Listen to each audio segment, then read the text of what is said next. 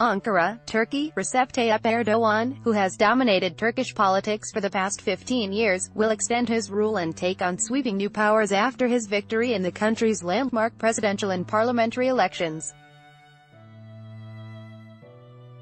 Turkey's High Electoral Board on Monday declared Erdogan the winner of Sunday's dual votes, which usher in a new system in which the prime minister's post is eliminated and executive powers are transferred to the president, who rules with only limited checks and balances. Turkish President Tayyip Erdogan and his wife Oman Erdogan greeting supporters gathered above a balcony as they celebrate Erdogan winning 5 more years in office with sweeping new powers after a decisive election victory. Kaya Nozer. AFP, Getty Images. The Turkish leader is accused by critics of adopting increasingly authoritarian tactics but is loved by supporters for bringing prosperity and stability to the country that lies at the crossroads of Europe and Asia. Erdogan may be facing rough times ahead, however, because analysts predict an economic downturn for Turkey amid rising inflation and the struggling lira currency. His win could also deepen Turkey's rift with its Western and NATO allies, who are already concerned by the country's setbacks in democracy and human rights as well as Turkey's closer ties with Russia. Russian President Vladimir Putin sent Erdogan a congratulatory telegram on Monday, one of the first world leaders to do so. In his victory speech, Erdogan said he would work toward achieving his goal of making Turkey one of the world's top 10 economies by 2023, when the Turkish Republic marks its centenary.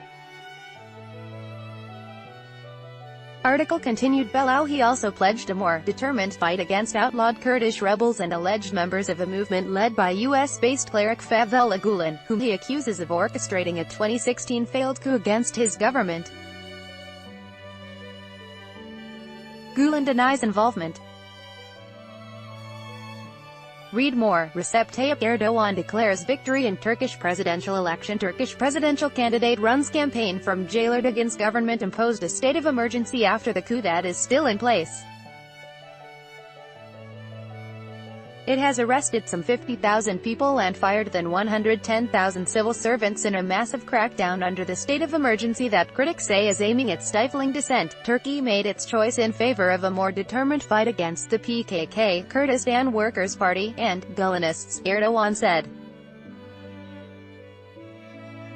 We will go after terror organizations with stronger determination. Under the new system, Erdogan himself will appoint ministers, vice presidents and high-level bureaucrats, issue decrees, prepare the budget, and decide on security policies.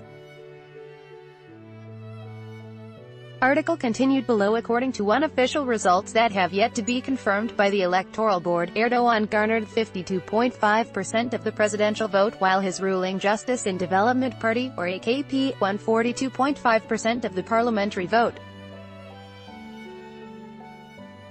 Erdogan's closest contender, Maher Emince of the secular opposition Republican People's Party, won 30.7% support.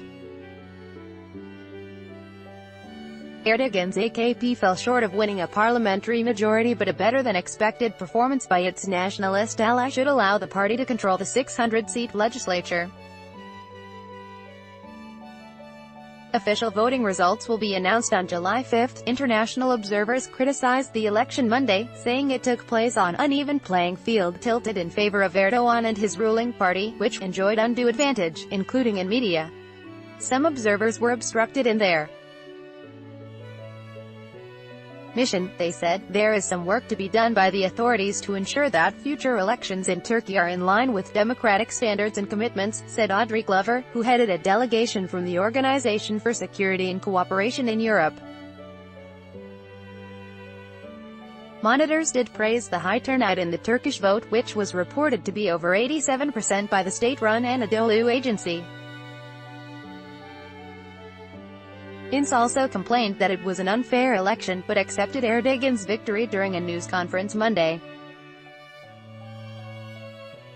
The former physics teacher, who led a robust campaign against Erdogan, called on him to end his divisive policies, be the president of 81 million Turks, embrace everyone, he said. That's what I would have done if I had won. Still, the 54-year-old politician criticized Turkey's new executive presidential system. Turkey has cut off its ties with democratic values.